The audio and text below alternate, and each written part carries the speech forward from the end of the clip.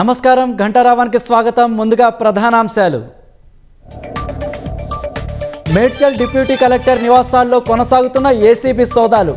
వంశీమోహన్కు చెందిన 8 ఇళ్లలో ముమ్మర తనిఖీలు.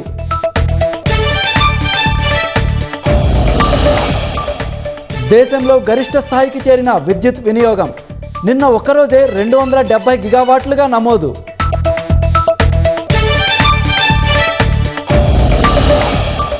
పశ్చిమాసియా యుద్ధం నేపథ్యంలో భారత్ వ్యూహాత్మక అడుగులు. వెనెజువేలా నుంచి చౌకగా లభిస్తున్న ముడి చమురు కొనుగోలు.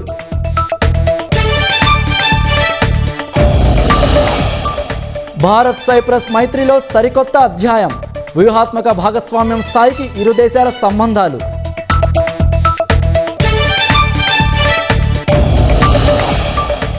నటి ట్విషా మృతదేహానికి మరోసారి పోస్ట్ మార్టం చేయండి. పోలీసులకు మధ్యప్రదేశ్ హైకోర్టు ఆదేశం.